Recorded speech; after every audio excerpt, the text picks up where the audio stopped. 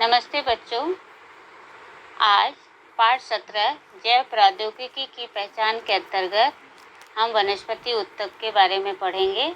इससे पहले के वीडियो में हमने प्राणी ऊतक के बारे में पढ़ा था।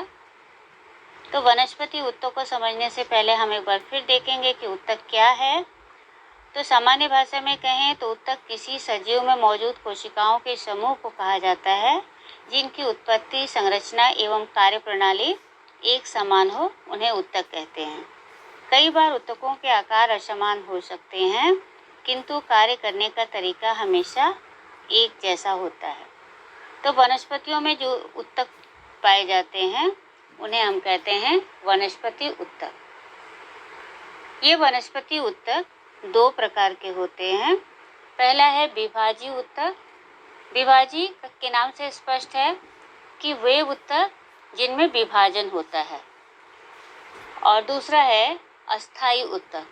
तो जब विभाजी ऊतक की कोशिका विभाजन से जो कोशिका तैयार होती है वो पूर्ण वृद्धि के बाद निश्चित स्थान पर कोई विशिष्ट कार्य करने लगती है, जिस समय वहाँ पे उसकी विभाजन क्षमता क्या होती है, खत्म हो जाती है। तो उस ऊतक को हम कहते हैं अस्थायी ऊतक। तो आज हम इस वीडियो में विभाजी ऊतक के बारे में जानकारी प्राप्त करेंगे कि विभाजी ऊतक क्या है और इसके कार्य क्या हैं। ऊतक, विभाजी ऊतक क्या होता है?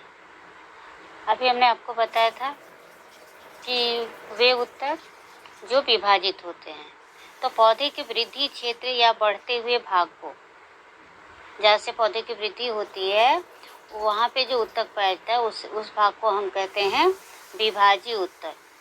तो वनस्पतियों के निश्चित भाग में रहने वाले, अभी जैसे कहाँ से उनका होता है वृद्धि, जड़ से होती है, तने से होती है।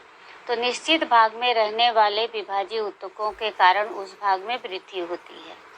तो ये दोनों जगहों से उसकी वृद्धि होती है, जड़ और तने से। तो इस ऊतक की कोशिका में, विभाजी ऊतक की कोशिका में केंद्रक जो होता है वो बिल्कुल ही स्पष्ट होता है। गाढ़ा जीव द्रव्य, जो उसके अंदर कोशिका द्रव्य होता है वो कैसा होता है, गाढ़ा होता है। एवं चारों ओर पतली दीवारों वाली कोशिका, इसकी जो कोशिकाएं होती हैं वो पतली भी, उसकी भित्ति पतली होती है और वो एक दूसरे से सटी हुई होती है, यानी उनकी रचना कैसी होती है, झुरमुट जैसी। झुरमुट यानी जब बिल्कुल पास होते हैं। इन कोशिकाओं में बहुधा रिक्तिका नहीं होती, इनमें कोई भी रिक्तिका नहीं पाई जाती है। ये कोशिकाएं अतिशय क्रियाशील होती हैं। क्यों क्रियाशील होती हैं? क्योंकि ये पौधों में वृद्धि लाती हैं, और वनस्पतियों में वृद्धि करना विभाजी ऊतक का महत्वपूर्ण कार्य है। ये ऊतक जो है वो विभाजित होते हैं और विभिन्न प्रकार के अंगों का निर्माण करते हैं। तो पौधों के बढ़ने की ये प्रक्रिया जो है वो जीवन भर चलते रहती है। विभाजी ऊतक आकार में या तो बहुभुजाकार या अंडाकार होते हैं, और इन ऊतकों में जैसा कि हमने आपको बताया कि रिक्तिका नहीं होती। विभाजी ऊतक किस भाग में है, वनस्पति के किस भाग में है, उसके आधार पर ये तीन प्रकार के होते हैं। ये आपको ऊतक की आकृति दी हुई है।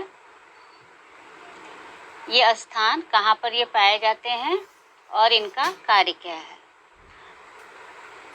पहला है प्ररोह विभाजी ऊतक। प्ररोह यानी जो शीर्ष पर पाया जाता है। तो यह जड़ व तने की शिराओं में होते हैं, और चूंकि ये शीर्ष पे पाया जाता है इसे शीर्षस्थ विभाजी ऊतक भी कहते हैं। यहाँ पर देखिए ये शिराओं पे होते हैं, और इनका कार्य है जड़ व तनों की लंबाई में वृद्धि करना। ये वनस्पतियों की जड़ों और तनों की लंबाई में वृद्धि करते हैं, जिसके कारण वनस्पतियाँ वृद्धि करती हैं। दूसरा है आंतरीय विभाजी ऊतक। यह कहाँ पर पाया जाता है, पत्तियों की डंठल व टहनियों के तलहट में, जहाँ से पत्तियों एवं फूलों की निर्मित होती है। डंठल पे पाए जाते हैं, वहाँ से पत्तियाँ निकलती हैं अथवा फिर फूल बनते हैं।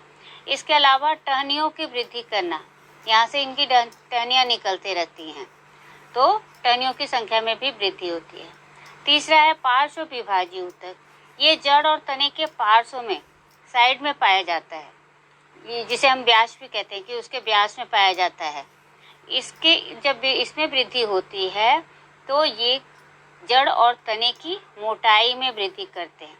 जैसा कि इसके नाम से स्पष्ट है ना, पार्श्व, पार्श्व यानी मोटाई, तो ये मोटाई में वृद्धि करते हैं।